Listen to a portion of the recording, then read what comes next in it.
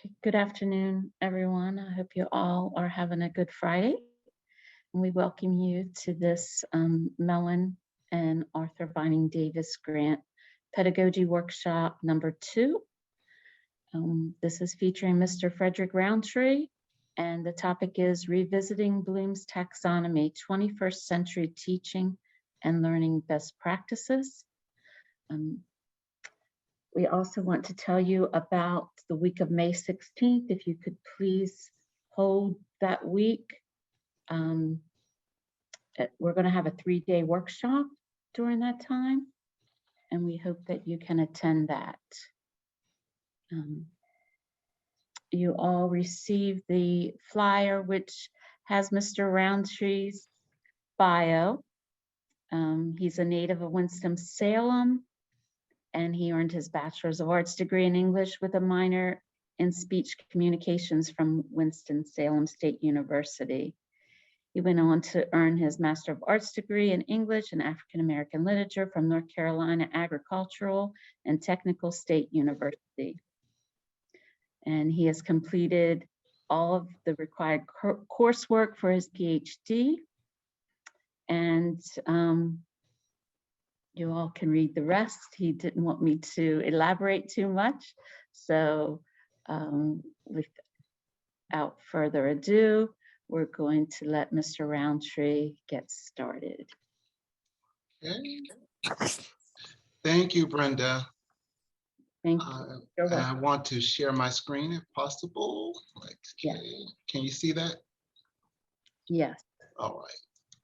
All right. Good afternoon, everyone. Thank you and welcome to today's Mellon workshop. I want to say at the very beginning of this workshop, thank you so very much for attending. And I do not take it for granted that you have joined us today because, like all of us, you are very, very busy. And so I personally appreciate you spending the next hour or so with us. And thank you for attending today. I would like to say that Dr. Dees is at another very important event today. She's in a CBA meeting, and so she could not attend. So we'll just move right along. I want to start by asking just 2 very simple questions, and I do want your responses. This will be an interactive workshop. I don't want you to be bored at all. So the first question is, when did you first have an experience with Bloom's taxonomy? So can someone just chime in for us? Don't be shy. Do you remember when, and some of us have been in higher ed or education well over 20 years, so you may go way back on your Bloom's knowledge, but can you remember when you first were exposed to Bloom's or used Bloom's in any way or was introduced to Bloom's? 1980. All right, Dr. E.A.E. Jarika, good afternoon. Yes. 1980. Yes. All right, can you tell us when, where, or how? I was at the Abanico College of Education, or where I was doing my undergraduate in education. And that was part of educational curriculum development. Okay, all right, thank you. Yes, someone else, please. The 90s? The 90s, all right. Since he said numbers, I wasn't going to say numbers. I was going to give you a location. I know we're dating ourselves, which is perfectly fine. Yeah, well, he started it, but I was going to say in the 90s when I was working on my teaching credentials, teaching high school. Yes, okay. And again, it seems like these are both realms where education is involved. And I know our colleagues who have the terminal degree, unless they were exposed to teacher educational programs or pedagogy workshops, you didn't have to really deal with Bloom's. And so we'll talk about taxonomy in a minute. All right, someone else, just chime right in. It's okay if we date ourselves. That means that we should know what we're doing by now. So be proud of that. Okay, I can't give you a date.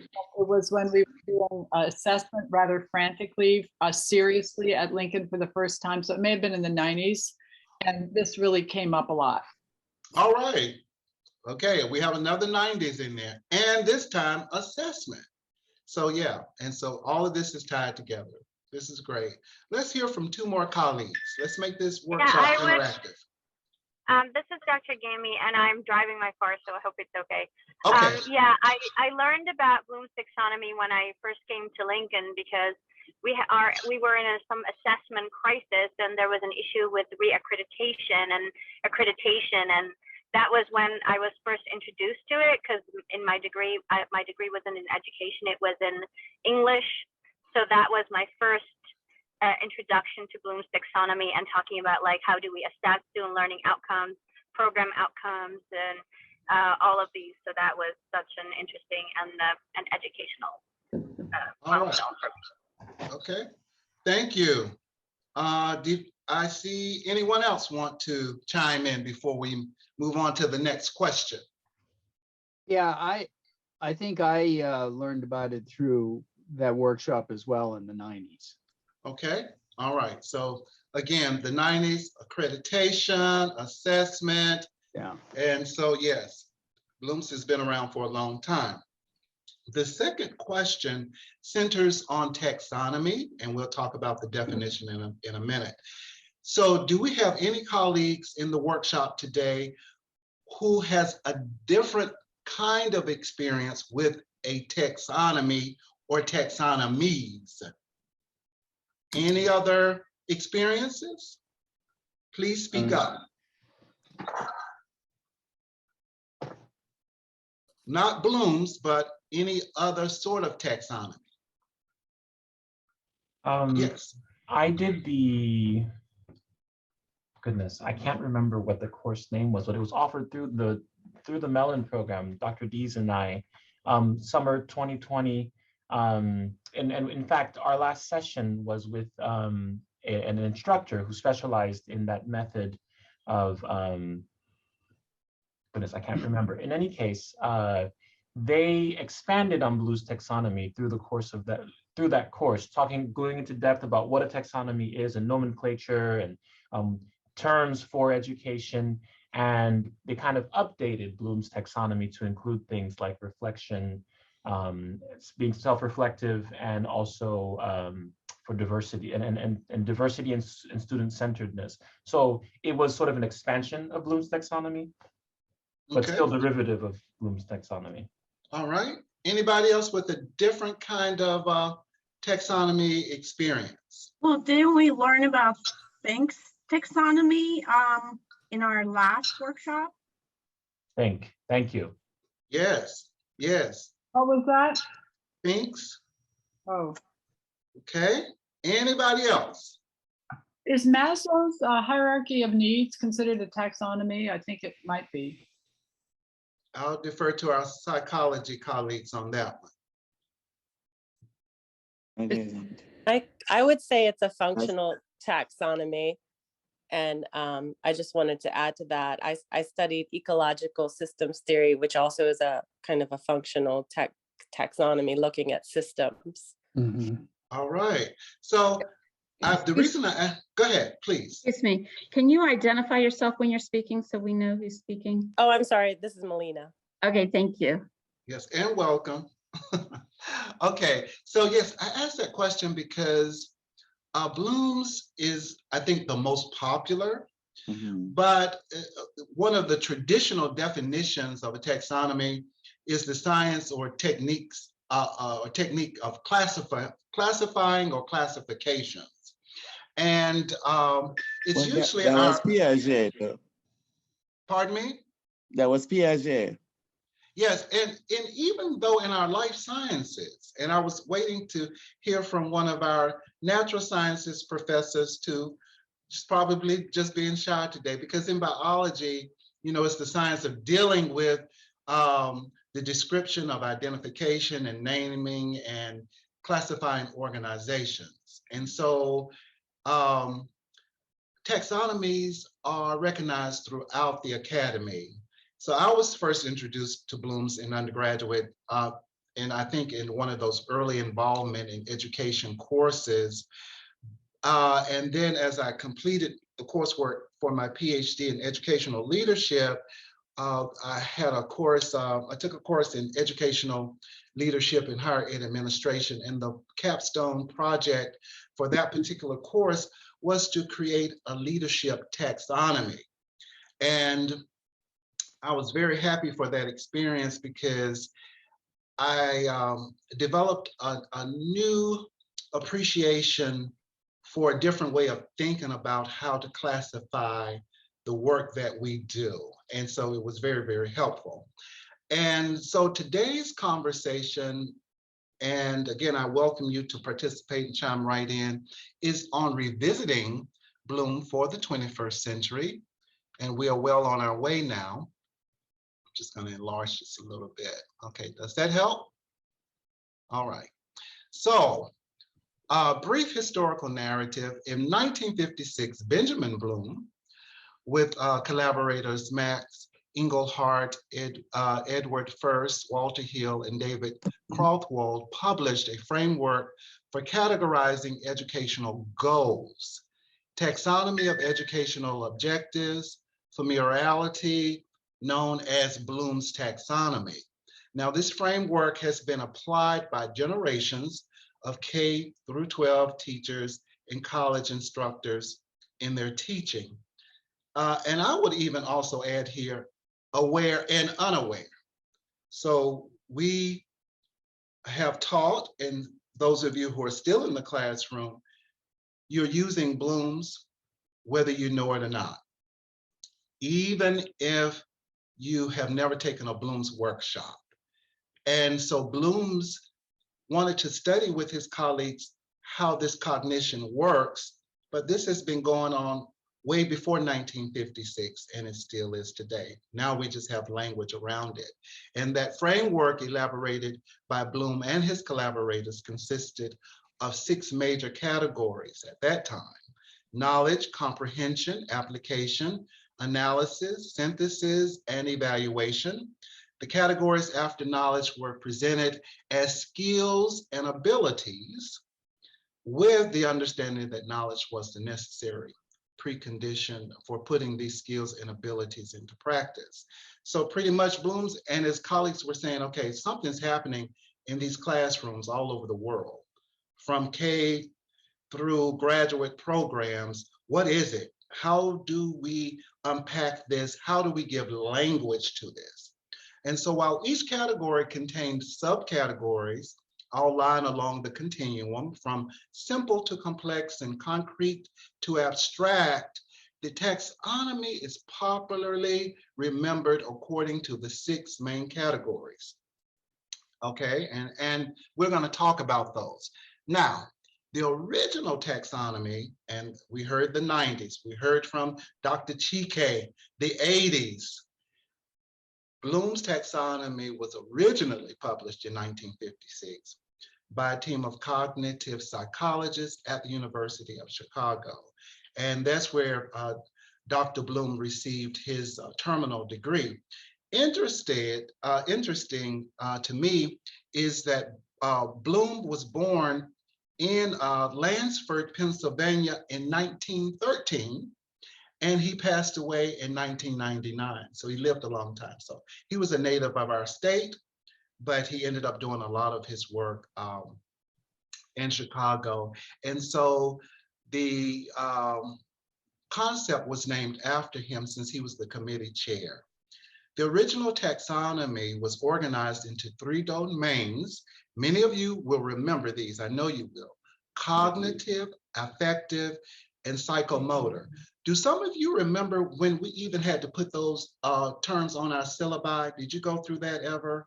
Where on a syllabus, you would have to say whatever an objective was. Oh, this is from the cognitive domain, or this is from the affective domain, or this is from the psychomotor domain. And then the students would look at you like, what are you talking about? And then you would have to unpack that for them. And many of us were new to this language ourselves. And it was just something we had to do in order for our universities or colleges to receive their accreditation, but this was a big movement 35 years ago. And the knowledge, the comprehensive and application analysis, synthesis, and evaluation portions were also included. If not on your syllabi, you certainly did see them on some of the rubrics. So the group sought to design a logical framework for teaching and learning goals that would help researchers and educators understand the fundamental ways in which people acquire and develop new knowledge, skills, and understanding. All right, let's move on. So do you remember this from back in the day, as we say and the students say? So we would go from the lower level thinking skills to the higher order, knowledge, and then comprehension, and then application, and then analysis, and then synthesis, and then evaluation. And depending on where you were on your professional timelines and faculty development timelines, some of you may remember where your teacher evaluation rubrics had this particular language on it. I don't know if any of you experienced that, if you can remember that far back, where the rubric would ask you to prove how are you using knowledge to reach your students, and the comprehension, and of course the final would be the evaluation. So this dates back 30 years. Now, let's go into detail on this a little bit, because this may be some of our colleagues' first time delving deeply or taking a deep dive into Bloom's. All right. So the author's brief explanations of the main categories are from the appendix of Taxonomy of Educational Objectives. And if you are a Mellon scholar, we have set aside in our budget books that you're going to receive in the fall. You may get them as early as the summer. Dr. Dees and I, we have compiled a list, and so you will receive more additional information on Bloom's, and we'll also make sure that we have those resources in the library. But let's start with knowledge. So this involves the recall of specifics and universals, the recall of methods and processes, or the recall of pattern, structure, or setting. Now, these are just words on a page until we begin to unpack them, and we will certainly do so in our breakout rooms. But knowledge is just that. So we're just talking about how do we classify this information, these techniques. And when we move on to comprehension, we find that it refers to a type of understanding or apprehension, such as the individual knows what is being communicated and can make use of the material or idea being communicated without necessarily relating to other material or seeing its fullest implications. Again, this was happening before 1956, but these are Bloom's words. These particular definitions are his way of saying, this is what I've observed in these classrooms with the scholars who are teaching these students. They're taking students and exposing them to knowledge and exposing them to ways to comprehend the subject matter. And then they will use the knowledge and the comprehension to apply. And so then that application refers to the use of the abstractions in a particular or concrete situation.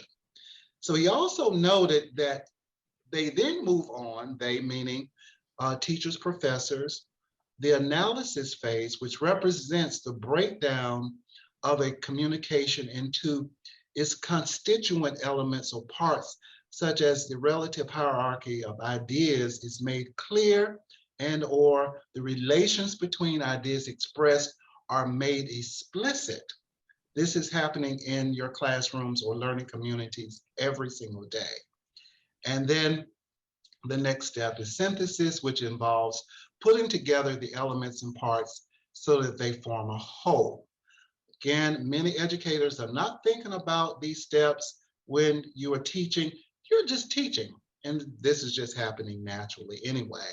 And then there's the evaluation, which engenders judgments about the value of the materials and the methods for giving purposes. Now, let's move on to what Bloom's is today since 2001. If we look at our original chart, we had knowledge, comprehension, application, analysis, synthesis, and evaluation. In 2001, and remember, Dr. Bloom passed away in 1999, those who continued his work said, well, that's well and good, and we respect Dr. Bloom and his work, but let's add to it, because we're dealing with a whole new generation of students, and people are starting to think differently, because now we use technology in the classroom, and students are exposed to all kinds of stimuli outside of the classroom, and this is impacting learning. And so in 2001, the additions or the new pyramid states that the focus is now on remember and understand and apply and analyze and evaluate and create. And many of you will remember when this new Bloom's taxonomy pyramid came out, it was a lot of work for many higher educators and educators at the lower levels as well, because we had to go back and change our documents and manuals and syllabi. And some people didn't like it at all, because they're saying, okay, now what's the next thing we have to do? But let's just take a look and see why these changes were made, because this is still the taxonomy schematic that we use currently. So when we remember, and this is simple, we recall facts and basic concepts. But now let's unpack this. What are other descriptives which the original pyramid did not give us? What descriptors do we now have? And there are lists and lists of them. Define, duplicate, list, memorize, repeat, state. Understand, explain ideas or concepts, classify, describe, discuss, explain, identify, locate, recognize, report, select, translate, apply, use information in new situations, execute, implement, solve, use, demonstrate, interpret, operate, schedule, sketch, analyze, draw connections among ideas, differentiate, organize, relate, compare, contrast, distinguish, examine, experiment, question, test, evaluate, justify or stand, or decision, appraise, argue, defend, judge, select, support, value, critique, weigh, and then at the very top of our current Bloom's taxonomy is create, produce new or original work. So now we're talking about designing and assembling and constructing, conjecture, develop, formulate, author, investigate. And if you compare and contrast both of these, they're timely.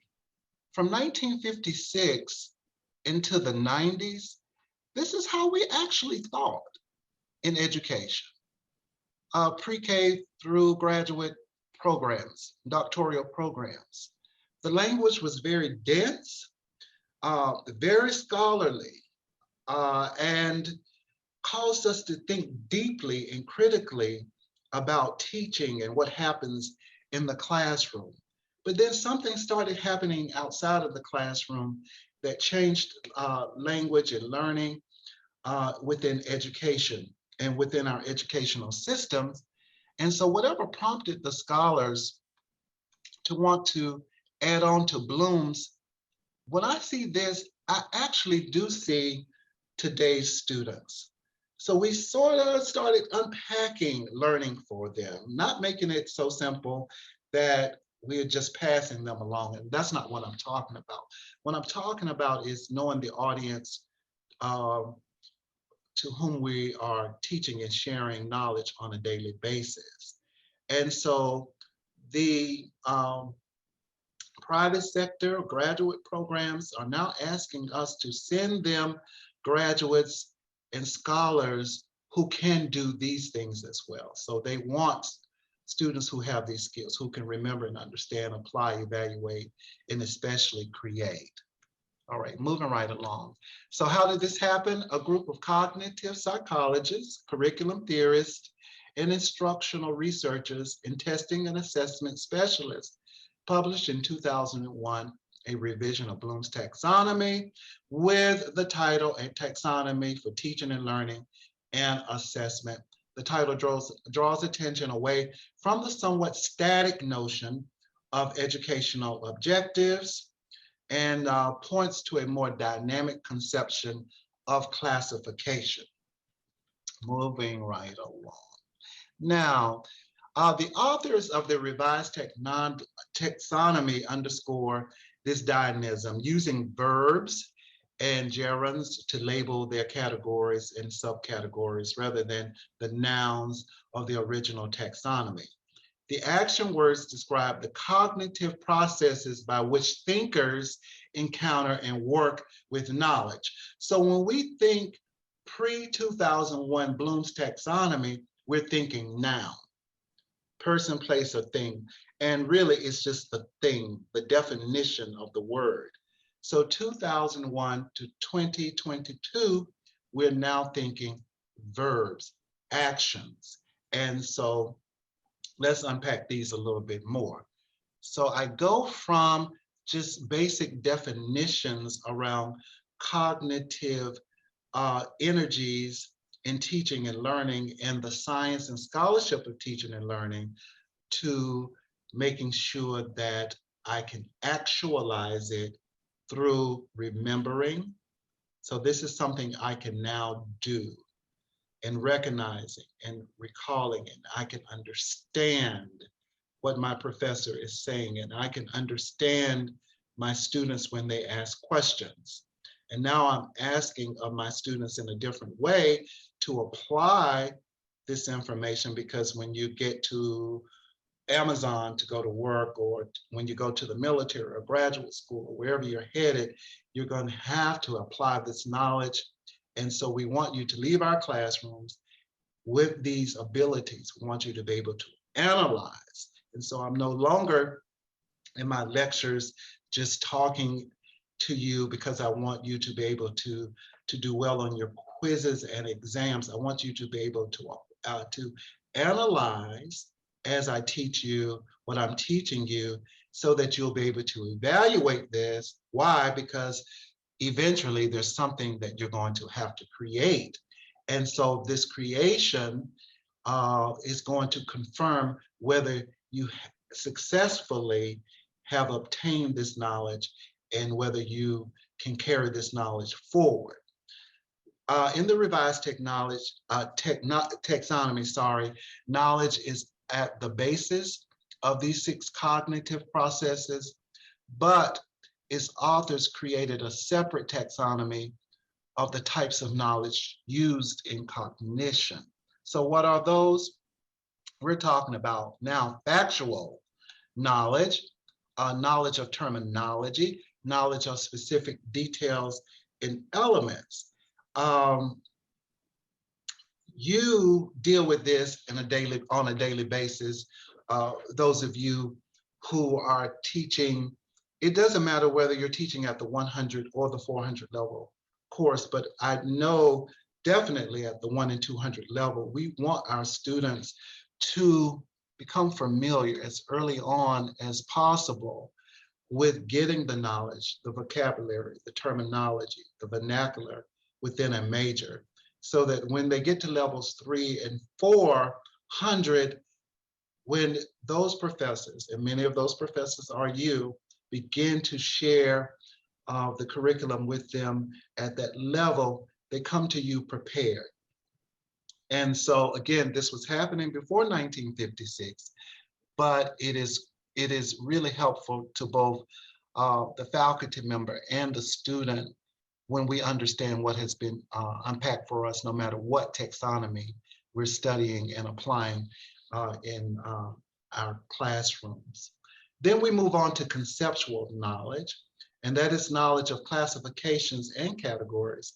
The taxonomy itself is within this particular class, and knowledge of principles and generalizations, knowledge of theories, models, and structures.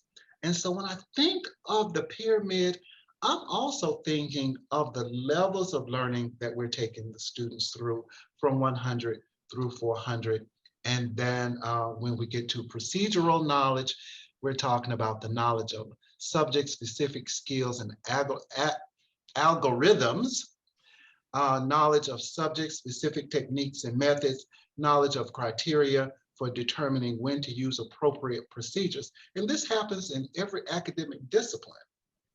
And so I think the question had come up in our general education meeting before, or at least the suggestion when the Gen Ed committee was talking about unpacking some of the ILOs and who could teach quantitative literacy and so on and so forth, that quantitative literacy could be taught in any academic discipline.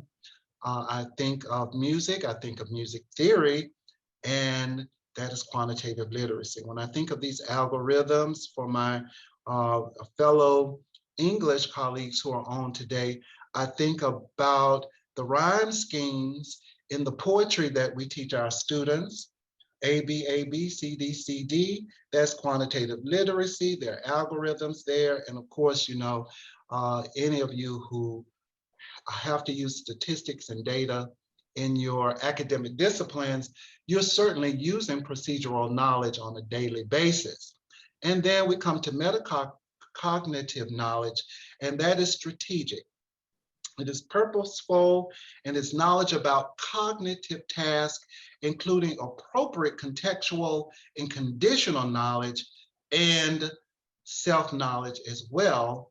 And those of you who are master teachers, and it doesn't take very long once you start to understand your own personal role in the classroom, especially those of you who have seamlessly gone from junior faculty to senior faculty members, you know well the importance of tying that self-knowledge to whatever it is that you're teaching, because then the student sees themselves in whatever you're teaching. All right, are there any questions or comments before we move on, because we're getting close to getting into our breakout rooms? Any questions or comments? No? We're good? Okay, moving right along. We're good on time. So Bloom's taxonomy purposes. The authors of the revised taxonomy suggest a multi-layered answer to this question, to which the author of this teaching guide has added some clarifying points. So the question is this: what is the purpose of the taxonomy? And so let's see. Number one, objectives, learning goals are important to establish in a pedagogical interchange so that teachers and students alike understand the purpose of that interchange. Again, this was happening before 1956. Objectives have been around since the dawning of education. Number two, organizing objectives helps to clarify objectives for themselves and for the students. As many of you, I've heard you say it in meetings and other conversations, my syllabi are my personal contracts with my students. So I use the syllabus as a contract. And so the objectives have to be clear, because I want the students to really understand what they're getting into and what obligations they have in my course. Number three, having an organized set of objectives helps teachers to plan and deliver appropriate instruction, design valid assessments, tasks and strategies, and ensure that instruction and assessment are aligned with the objectives. All right? So let's break out into our first breakout section, and you will find the instructions there. And I want you to go in and just read the directions and communicate with each other, and then we'll talk as an entire workshop group on the other side. Brenda, do you have instructions? You're muted. Yes. Apparently, I cannot share. I want to put it in the chat in case something happens that you do not see the share. So Do you want me to stop sharing so that you can do this, or? How do you yes, want me to- you'll need to stop sharing. And I'm just going to put this document in the chat in case it does not share properly. You should be able to download this. It's a Word document. It says breakout session 1. I just placed it in the chat. And you'll have 12 minutes in those rooms. All right, are we all back? Oh, Yeah, you call us back. That was why we had the heat. Okay. All right, so I'm going to allow us to talk a little bit more. So our colleagues, just speak up, if you will, and let's talk about that comparison and contrasting exercise we just went through. Any comments? Yes. Yes. So this Who's is speaking? Oh, hi. Can everyone hear me? Yep. Yes. Okay. So our group, we had a very interesting conversation, and we compared both the original Blooms and the new one, and I think the general consensus was that they are pretty much the same, but we like the fact that the knowledge, when you're thinking about the lower order of Bloom and how the newer model considered, knowledge as the base.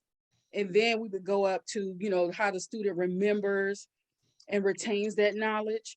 And even when we talked about knowledge, we talked about basically a reflective knowledge to where the student can see themselves even, while the professor teaches or learns. So more of the term came up, metacognition, where students think about what they think about, and in so doing, they're looking at their own personal lives and how it can reflect, and that leads to better retention of the knowledge. And as far as, comparing the teacher in 1997 versus today, I think back in 1997, well, there's this concept that I learned called pedagogy of the oppressed, where the professor in former days would just assume that all the students are ignorant. And so they just stand in front of the class and they just deposit all of this knowledge without taking into account maybe the student can connect to this in some way. So I feel like maybe more dated in the past, it was more of that, what they call that banking and depositing. The teacher just bank all this information and the students deposit it. In the current day, it would be more of a dialogic education. Yes, and if anybody in the group want to add. And so I need to give you a tip, Dr. Muhammad, because you're quoting Pedagogy of the Oppressed, Paulo Freire, South American, Brazilian educational scholar, just wonderful person, just frees up education for all. So yes, and I also heard you say the metacognition, learning how to learn. And again, this predates 1956, even though the term metacognition was not as widely used as it is now, but you all are doing this you're doing it every day. These are just terms that we don't think about until we hone in on a workshop like this. So thank you. All right, let's hear from 2 more colleagues, please, before we move on. 2 more. Don't be shy. Come on, colleagues. My classes.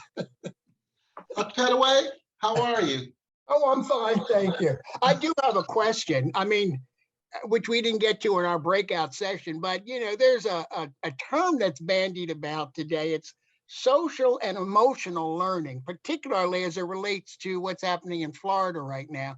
So I don't know if you're going to talk about that, but I'd be most curious to look at that phrase and how it affects Bloom's taxonomy. Yeah, that's not going to come up today, but let's just talk about it briefly.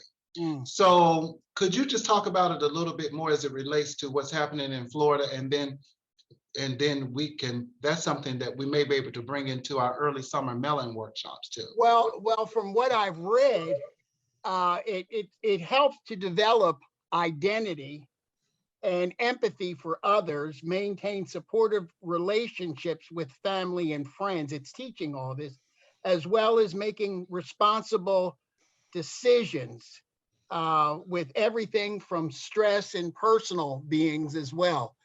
And in Florida, they're having seems to be a problem with the teaching, from this perspective now, especially with this pandemic that's going around, the emotional concepts of identifying who you are based on what Dr. Muhammad was saying about the Brazilian philosopher. Yes.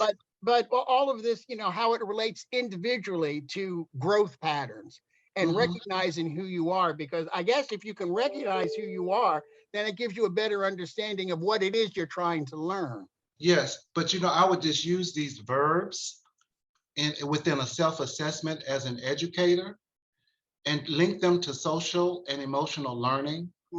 Self-assessment, myself as the educator, am I the type of educator? Am I remembering who my audience is? Do I understand them? Am I applying the social and emotional learning methodologies that this whole separate movement is asking me to introduce to my students? Am I applying that in my everyday teaching and learning? Am I also analyzing this environment, that social and emotional learning, and then am I evaluating and creating an atmosphere for them? Because outside of that, I don't personally know how I could connect the blooms to the social emotional learning unless I'm directly teaching a subject within social and emotional learning that would cause me to incorporate the Bloom's taxonomy methodologies into that particular lesson plan. And so you raise a very valid point. I think the social and emotional learning is very important. It's not going anywhere. And but the only way right now I can see linking it is if I'm using it within a self-reflection, or I would have to actually see a social and emotional lesson plan in order to apply the Blooms to it. Yeah. But I'm just wondering if teaching from that perspective, it opens up the students' interest more because, oh, wait a minute, I had this experience. And so he's talking about, let's say, an academic perspective, which can help me to resolve maybe an issue. Yes. Yeah. And Dr. Pettaway, and in our group, and this probably could have happened in one or two of the other breakout groups, a lot of people like the fact that the new taxonomy pyramid, the highest level is create, because whether you're left brain or right brain, you have an opportunity to create something.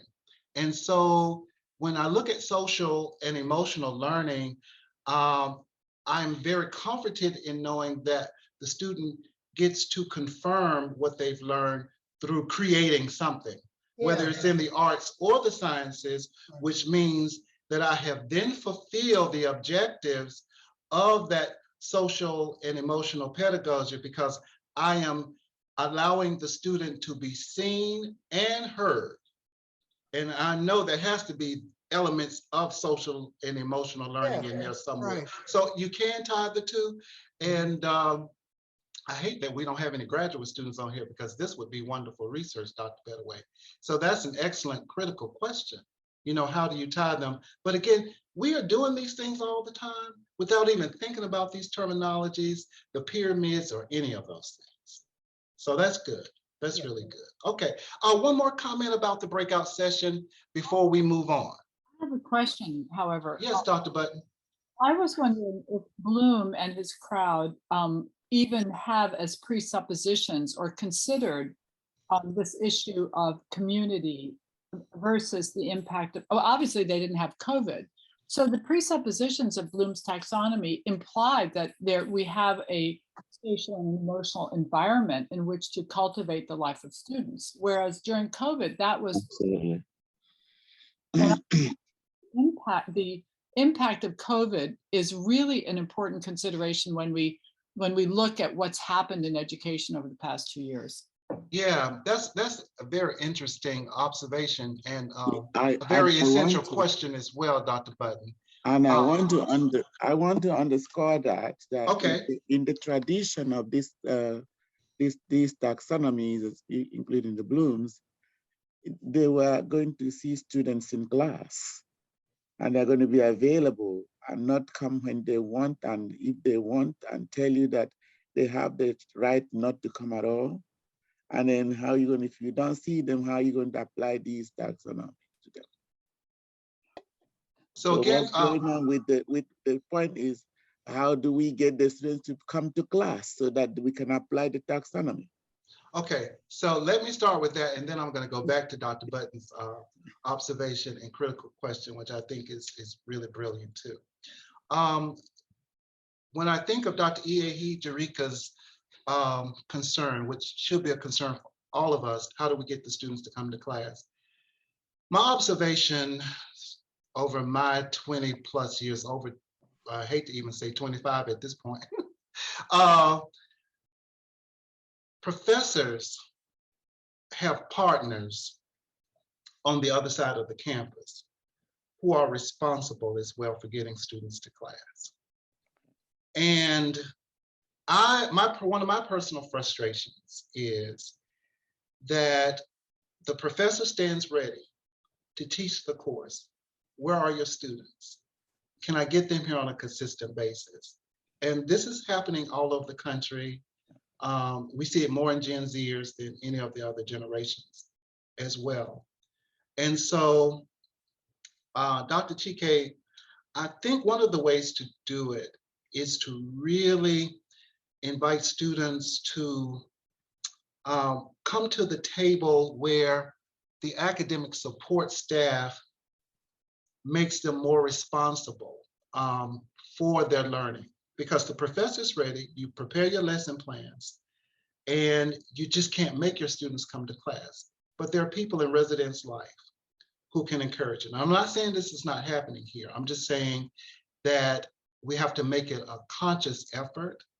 We have pre-major academic advisors. We have class deans. We have others. And so in my new role, I'm doing a lot of listening in these first few months. But what I can tell you, what I've observed over the last 4 months is on what we call the other side of the campus, there's not enough motivating of the students to perform at their highest levels, to be those scholars. We need more adult mentors outside of the classroom who work on campus, those supervisors in the work-study offices, to motivate and encourage the students to go to class as well. Because I know you say over and over again, please come to class, please come to class. Again, I'm not saying that this is not happening, but I just have a feeling that we could do a much better job. May I just I agree. And I think we could do a much better job in some of the support right? offices to motivate our students to get to the classroom. And I can't prove it just yet, but I do want to be one of those people on the other side of the campus to push it, and then to hear back from you all after so many months to see if it's working. Okay. Well, may I ask a question? Sure. You know, what if on the syllabus, there's a high percentage of your grade which is contingent upon presence in class? I don't know if that still exists, but listen, Dr. Padaway, they see that and they still don't want to come. They want to fail. That is a problem. Okay. And it is a serious issue, and it's a serious issue more for some than others.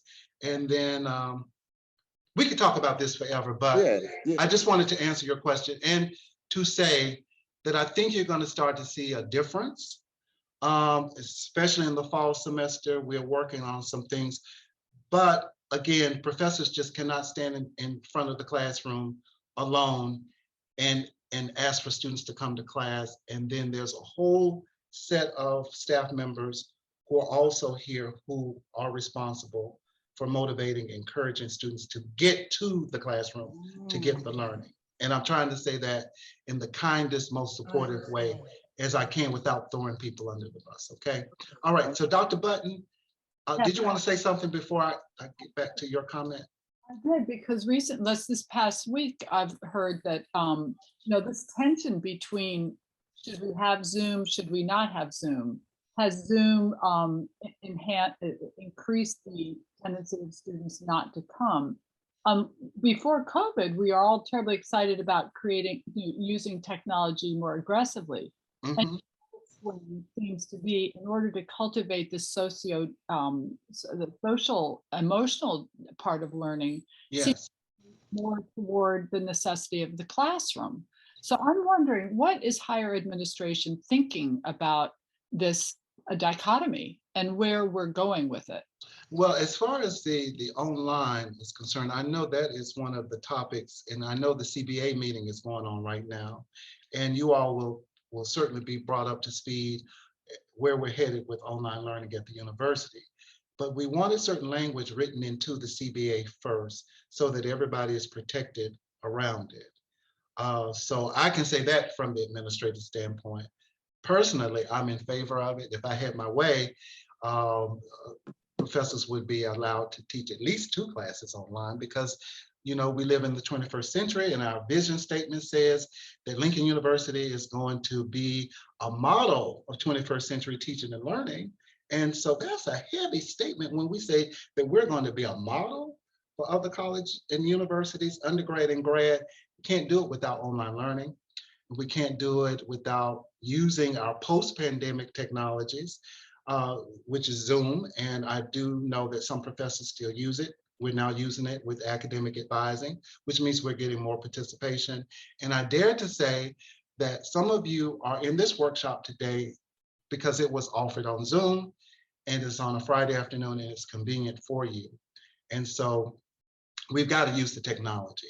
And so, Dr. Button, before I move on, I do want to address your first comment around the community and what Bloom's and his colleagues were thinking at that time. When we look at the original pyramid for Bloom, this is what they saw within communities as they observed classrooms. And again, they went in, observed professors like you and teachers in public and private schools, and they pooled the activities together and framed the knowledge around it. And that's what we see here. And so they're saying that, oh, within these classroom communities, this is what's happening. So knowledge is being dispersed. Students are asked to comprehend that knowledge, then to apply it, then analyze it. Synthesis is happening, and then there's some sort of evaluation at the very end. But this is a very static kind of community that they saw. And I guess that is why those who came along a little bit later said, well, wait a minute, now we're dealing with a whole different type of human energy in 2001. And we can clearly see the sense of community here and the humane way, or more humane way, that we're educating our students now.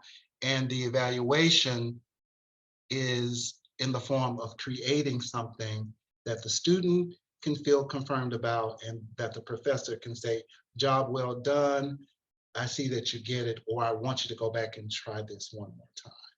And so there are 2 types of communities. And again, I clearly see, and I don't know if I'm the only one, I see the year 1956 here. I actually see it. I see the whole culture here, the educational culture, just the way people talked in education at that time. There was a time where, you were proud of all of those vocabulary terms you learned in high school because you wanted to be ready for college. And then when you got to college, you learned more vocabulary. And you wanted to make sure that you left the college. And some people would even count and keep lists of the, they could tell you, oh, my first year, I learned 1,000 terms, or, our curriculum said that, we studied the great books and we had to know this, this, and this. That's a part of this whole community right here. And now it is about the professor asking the student, what can you do here? How can you get here? I'm not saying that we still don't encourage students towards that deep thinking, but now we want to see and we want to confirm if they're getting it. Okay, all right, let's move along because we have 2 more breakout rooms before we go, and I want us to be able to get there. All right, so I'm gonna push through some of this because I'm going to send all of you a packet with Bloom's resources, and you'll probably say, please don't send me anything else. All right, because I'm gonna send you so much you'll get tired of it. All right, how Blooms can aid in course design. And this is why many of you attended the workshop today, and some of you who are on, you may not be professors. I know 1 or 2 colleagues from Student Success said they wanted to come because they're leading learning communities and they're working with students in other ways, but they still wanted to apply Bloom's taxonomy to what they're doing. Bloom's taxonomy is a powerful tool to help develop learning objectives because it explains the process of learning. And again, because Bloom and his colleagues observed so many professors, they could then articulate what was happening in the classroom. So I'm not going to read all of this, but I do want to say before you can understand a concept, you have to remember it. And so this page just goes back through the pyramid again. And so I want you to talk about it a little bit more. But I will read this part before we go into our next breakout. Fortunately, there are verb tables to help identify which action verbs align with each level of Bloom's taxonomy. And what I want you to see here is when we develop our curriculum, and just about everybody in today's workshop has had an opportunity to do this in one way or the other since you've been teaching. And when we think about course objectives and we think about course descriptions, we now rely on Bloom's language when we craft those documents, those syllabi. But again, we start on the left with the level, and this is very important. But then here you will have a description, and you'll see this in your breakout rooms as well when we start to talk about it. Again, the original Bloom's pyramid, think noun, the current one, think verb, but the verbs have not changed over the years. And then sample objectives, the students will recall, the students will summarize, the students will apply, the students will read. And this is just an example from the old. After studying the current economic policies of the United States, students groups will, it's something that students can do. And that's what that particular graph is about. Now, let's move on to breakout room number 2. Brenda, do you have instructions for us? So I'm putting these in the chat because it looks like the share didn't work last time. Okay. So you can download that. It says breakout session 2. So please download it. Just give them about 30 seconds or so to download it, Brenda. Yes. Thank you. Okay. Let's try to get through this as quickly as possible because there is another activity that I want you to participate in before 5 p.m. Let's start with group 1. What kind of course objective did you come up with for a 100 level course? Would someone please share? I'm not sure we made it that far, actually. Okay, some did, some didn't. So just all we needed to hear, just give us some feedback. What happened in your group? We ended up talking about art and partially about Dr. Flint's class that he's proposing. Okay. And how art can form, part of your being and understanding of the world. Mm-hmm. And tried to, in the last few seconds, come up with an objective, but that happens sometimes in breakout rooms. I thought you made one. Professor. Well, yeah, okay, I did. Used in terms of the basics, identify and classify works of art for an art class. Okay, that's perfect for level 100. And again, as we think this through and we think through the pyramid and we think through all of these other methodologies that you all have mastered, and some of you have created many of your own methodologies over the years, and you could create your own taxonomies at this point. We just think about, what helps is to think about that 100 level course description, objectives, and the audience member as an 18 or 19-year-old. And it just helps tremendously.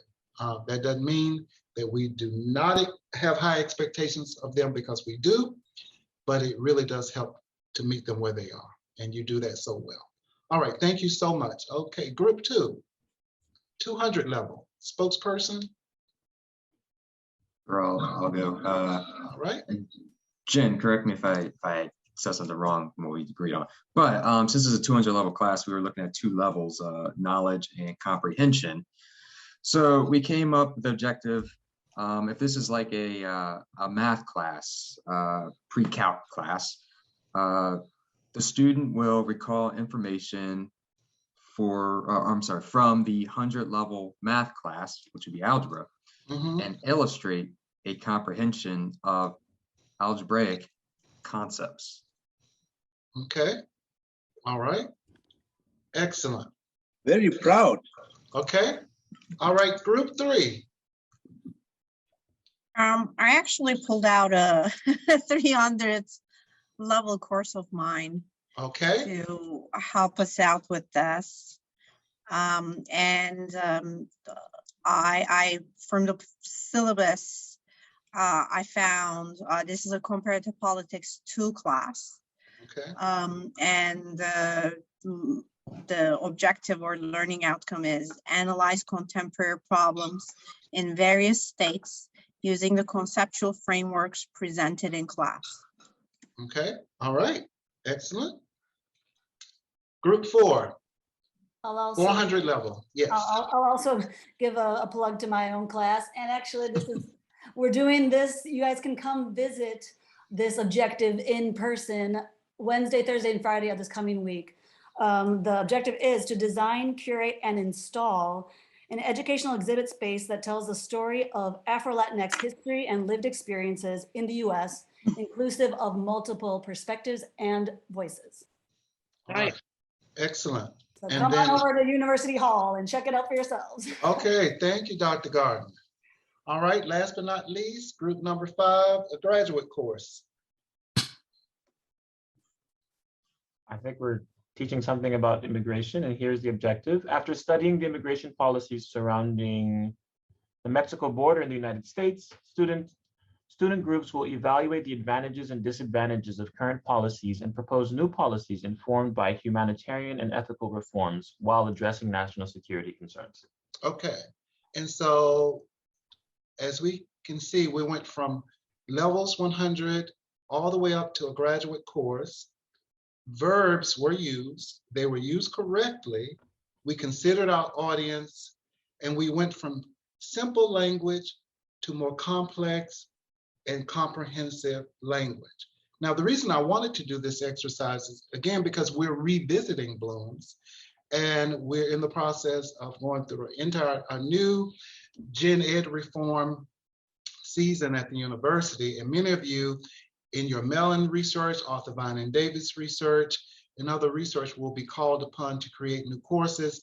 And I just wanted to remind you of the importance of considering your audiences as you craft your course descriptions and your course objectives, and to make sure that you have the tools on hand as you begin to help us to further the curriculum at the university. All right, I'm going to share my screen again. Thank you for participating. And we're almost there. All right, so the last thing today, there's so much within Bloom's, is I didn't want to leave the workshop without exposing or re-exposing us to Bloom's critical thinking Q questions. They're very important. Q questions related to the 6 thinking skills in Bloom's are purposely constructed to ensure students are stimulated to respond at all levels of the cognitive domain, especially in higher levels. Students may be asked to respond through quick writes, learning logs, tests, creative writing that answer the 6 levels of prompts, role, audience, format, topic, and the acronym is RAFT, activities or other writing or speaking activities. What is the purpose? Use before, during, or after reading, and that's something that we all require students to do. Establish a purpose for reading, help students develop their thinking skills at all levels of cognition, ensure learning assignments, respond to all levels of cognition, deepen student comprehension of text, especially at the higher levels, stimulate original thinking through the use of open-ended questions, and finally, provide an array of questions to support differentiation in students' product to demonstrate what they have learned. And so, Brenda, is it possible to show the Q questions first before we go into the activity? Is that possible? Yeah. Okay, so let's take a look at these before we go into our breakout rooms.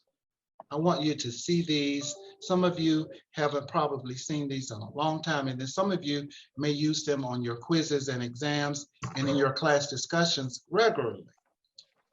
And if you don't, I invite you to really start using these and encourage students to even learn how to ask questions using this particular methodology. Can you please stop Yes, sharing your screen? yes. Thank you. Thank you.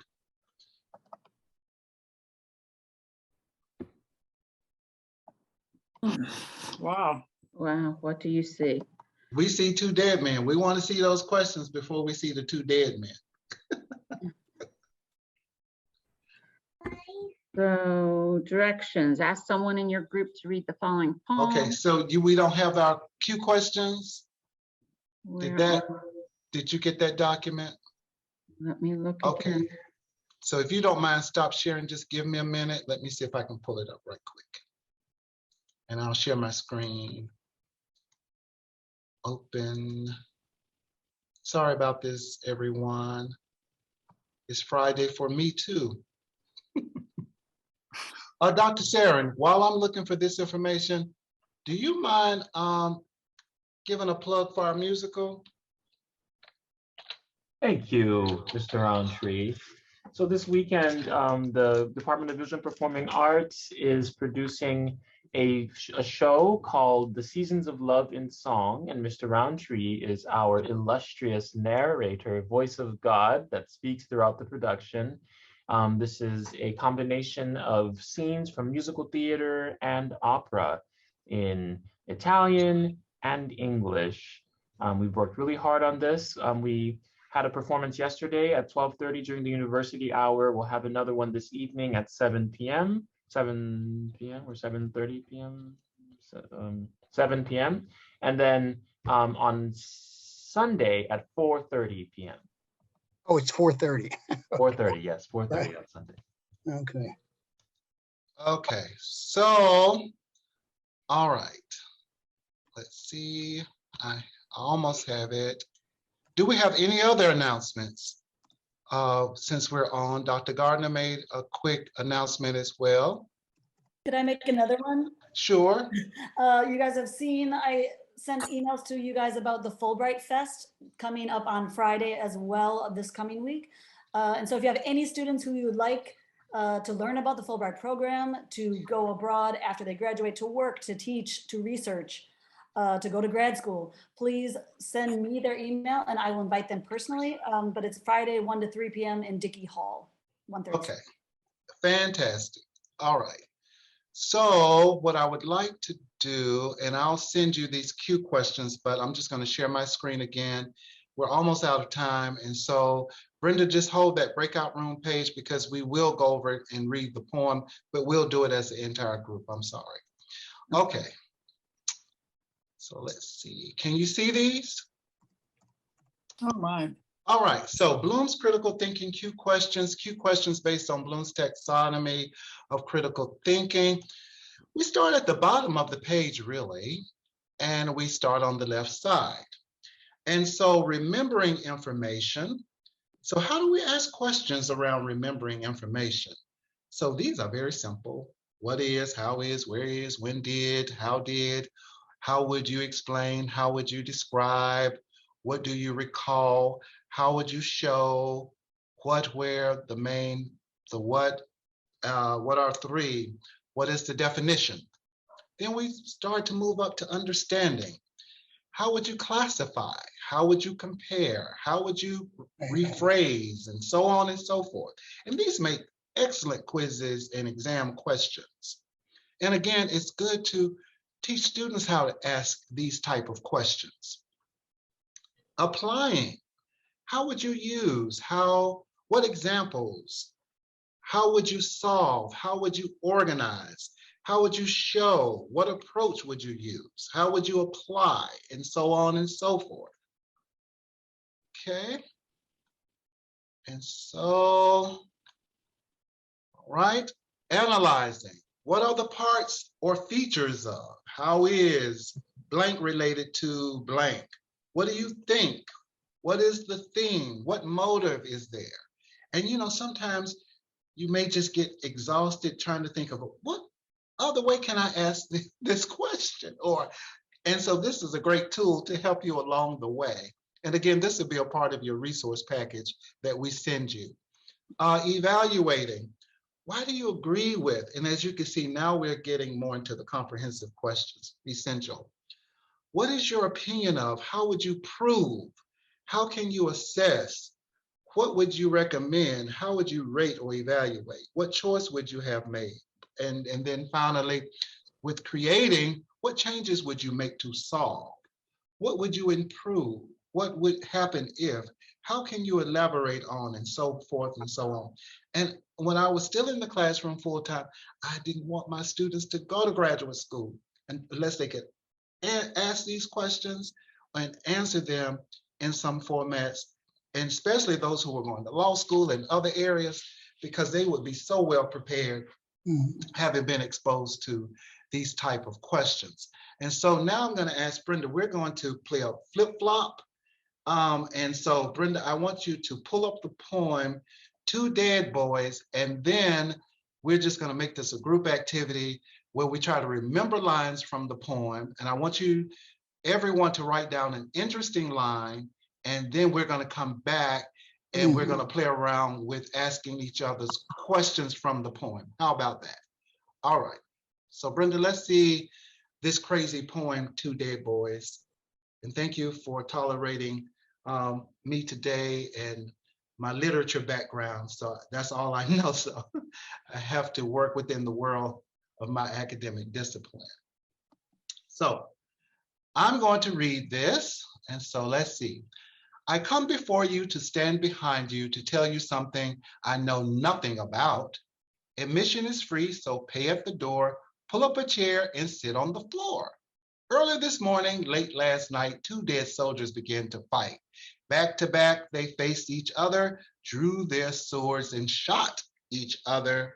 A legless donkey passing by kicked both men right in the eye. It knocked them over a 10-foot wall into a ditch and drowned them all. A deaf policeman heard their cries and came and shot those two dead guys. If you don't believe this story is true, ask the blind man. He saw it too. All right.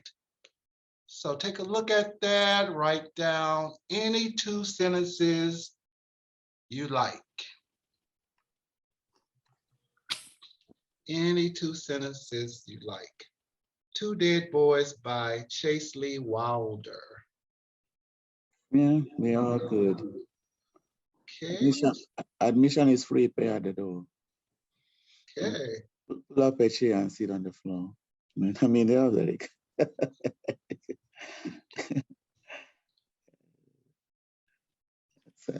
Early this morning, late last night. Yeah, that's what I'm looking at. Okay. All right. Two dead soldiers began to fight. Yeah, so you have 1 more minute to take it all in. And if we have to flip back, we will. But I want you to write down your two sentences. They shot the dead guys again, huh? Can I write a long sentence, or does it have to be two? Because mine is a bit complex. Okay, so go ahead, Dr. Gammon. You have about 30 seconds. So the poem exposes the absurdity and futility of war and the senseless loss of life that results from it. That results from it. Okay, so you actually wrote two sentences that critique the poem. What I'm asking for, I want you to write two sentences directly from the poem. Yeah. Oh, directly from the poem, like any two lines? Yes, and I'm sorry I wasn't clear. I'm sorry. Oh, I thought it was, sorry. I thought analysis. Okay, it's perfectly fine. You are a lit person too, so I get it. She's a literature person. She Yes. Interpret. That's good. Okay, Yeah. so let's say 25 more seconds because we're almost out of time and I want you to get out on time. I think I like the part that says, to tell you something I know nothing about, admission is free, so pay at the door. Okay. Yeah. All right, so let's go back. So Brenda, can you unshare? Yes. And then I'm gonna share again. Okay, so let's have a volunteer. So let me know who I'm talking to first. Who would like to go first? And just volunteer, then I'll tell you what I want you to do. Oh no, it didn't work like that. Okay. Who is that? That's what we're jumping into. Okay, Dr. Perkins' house? Okay, you're closer to the camera now. Great. All right, so what are your two lines, Dr. Brickenhouse? It happened early in the morning, late last night. Okay, it happened early in the morning, late last night. Yes. All right, those are Carmen's two sentences. Now, let's have a volunteer to ask Carmen a critical question about what she just read. Read it again, Carmen. Okay, could you put it, it was. No, Carmen, you asked your two from the poem. Okay, early this morning, late last night. Okay, now let's have a colleague to read one of these critical questions to ask Carmen about her lines, her two lines. Okay, let me scroll down a little bit more. So you tell me which domain or which verb, and give me a question, or give Carmen a question. Come Can on I now. volunteer? Who is that? That's Dr. Sarin. Okay, Dr. Sarin. All right. Okay, what's your verb? Creating. Okay. All right. And so your question is to Carmen about her two lines. Yes. How could you modify these lines to make them less absurdist but convey the same meaning? Excellent. Okay, first of all, I don't see that under creating. I see how Evaluating. Was that the one? How would you adapt to create? No, he asked you a direct question. So Dr. Sarin, where is it? It's under creating. And how could you, it's change, and modify is in parentheses. I prefer modify, but you could use change. Oh, right there. Okay. Okay, right here. Okay, so now Carmen, answer that question. How would you change or I would say modify the plan? No, well, how would you modify? So in the context of what we're actually dealing with, their lines, how can you modify those lines to make them less absurdist? Okay, so I would just make it one or the other. Right? So I would say late last night. Okay. Began. Well, I guess what I'm saying is, okay, so excuse me. I'm in my question, I am observing that the style of this poem is absurdist. And I'm asking you, how can you change them so that they're not literally absurdist, but give the same, but convey the same meaning, I would say. So if you just take it away, then we no longer get the absurdity. But guess what, though? That is her answer, though. That is her answer. Thank you. Because see, the focus is on the critical question. See, the focus is on the critical question. And so the answer is the answer. And so just like you do in your classrooms, if you wanted to delve deeper, then you go into another critical question. If you wanted to unpack it more, you go to another question. And Dr. Sarin, you went straight to the top of the pyramid. And so when you don't get an answer that is as deep as you may want, then you may want to go down the pyramid some and ask it a different way. You got that? All right. Like, So, all can right. I say something? Oh, I sure. think, can I say, for number 2, understanding, it talks about comprehension, explaining the meaning. It would Yes. say, how would you rephrase the meaning? I think that would fit. Am I All correct? right. Yes. And so to add on to where Dr. Saren left off, because Dr. Brookenshouse answer is her answer. And so then Dr. Saren would then go down the pyramid. I'm just showing you in real time, in real life, how this works, and then would just simplify it a little bit more. I mean, why would it just, I mean, at the basic level, you can also ask the student to explain the paradox of these two sentences. You know, what is it, you know, how can a legless donkey pass by? What does that really mean? Yes, but I mean, but that's why I chose an assert poem, because in Yeah, that's what order I'm saying. sometimes to get to, in order to sometimes to really unpack the most critical of questions, we have to use the absurd to get to it, right? Right. And but we can use this in so many different ways. All right, so let's have one more before we leave. A volunteer, please read your lines. And thank you for participating in this crazy, wacky exercise. One more volunteer. Come on, come on. We're almost here. We're here. One more. Ask the blind man. He saw Okay, it. so, oh, sorry. Okay, Dr. Muhammad, go ahead. Yes, ask the blind man. He saw it too. I asked the blind man, he saw it too. Okay, colleague, point me in the right direction of your critical question. Who's asking? Who's asking Dr. Muhammad about her 2 lines? I will. Okay, thank you, Dr. Hambodi. Where am I going? Evaluating. Okay, evaluating and where? What is your opinion of the line that you just read? Okay. What is your opinion, Dr. Muhammad, of the line you just read, and you must explain why? My opinion is that physically, this blind man couldn't see it, but maybe mentally or his 6th or 7th sense made him, you know, picture or visualize it all in his mind. Okay, all right. You may have So you You heard accept that it is possible. Yes. Yeah, in literature. Using literature, another that's sense. something It definitely Right. wasn't physical. It wasn't Yeah. physical sight, but it could have been Exactly. another. He Okay, heard as a it. He mentor, heard that student. Mental, yeah. as a mental eye, Yeah. body, mental Yes. eye. In today's world, this could also be a critique of fake news.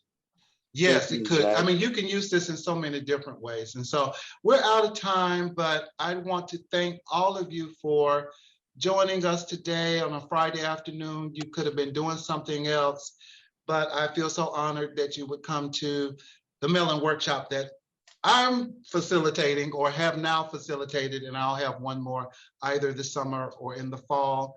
And I want to give special thanks to Brenda Snyder for her ongoing support of what we do in academic affairs and in CEDL and with the Division of Student Success and on and on and on. So thank you, Brenda, for helping us. And so thank you, everyone. And we will send you a survey and you will get additional Bloom's materials and resources to use this summer or in the fall. Mr. Roundtree, can we get a copy of this poem? Yes, I'll make sure we send this one immediately while I'm compiling. You'll get the questions and the poem. So we'll get that to you today, okay? Okay, great. All right. Was I supposed to sign in anywhere? I came in a little late. One more announcement, Brenda, about sign in. We want everyone to get credit for being here, especially our Mellon people, because that little special treat is going out to them as well. Okay, good night. Have a good weekend, everybody. Okay, thank you, Dr. Yes, thank you, Mr. Thank you. Roundtree. I Thank put it you. in the chat, the sign in link again. Thank you. You're welcome. I just want to throw it in there that as, you know, teachers of poetry, I think we all skip to 6, 7 or the 5, 6 categories. But yeah, like what Dr. Ihejiriga was saying, like the 1 category, like what, you know, who saw what, And just so Yes. they even realize that, you know, like the blind man saw something, and like they have to actually read it again to Yes. realize, you know, the antithesis. Because like Yeah. a lot of times they just read it through and like, oh yeah, that was fun. And you're like, Yeah. no, you didn't actually, you know, you didn't actually get it. You gotta go and do those checks of the who, what, how, that. you Yes. know? Yeah, we got to go through the process. And may I observe that, you know, great text that we should do this more with is the Lincoln alma mater. Yeah. that would be a good one. That would be a In good both one. FYE and Intro to Music, and people just have no idea what that song means. And we should, since we like it and we sing it, we should know what it means. And even faculty, you know, like we should be doing it all. Yeah, I love that. I love that. Yeah, that's great. Thank you so much. All right, so Dr. Saren, did you get to sign in before we? Thank you very much. We don't want to close out. I'm excited to see your show, everyone, on Sunday. I'm gonna come to your class. Thank you. Thank you. All right, thank you, everybody. Bye. Bye-bye. Bye.